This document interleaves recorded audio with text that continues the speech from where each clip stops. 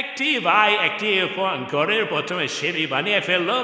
সে এই বালু সিমেন্ট দিয়ে ঢালাই করে তার উপর ছাদ তৈরি করার জন্য সে লোহা আর সিমেন্ট ইট দিয়ে ঢালাই করে ফেললো। ঢালাই কাজ শেষ হওয়ার পর কিছুদিন পর সে কাঠগুলো খুলে ফেললো এবং উপরে আর একটি ছাদ তৈরি করার জন্য সে পাশ দিয়ে দেওয়াল দিতে লাগলো।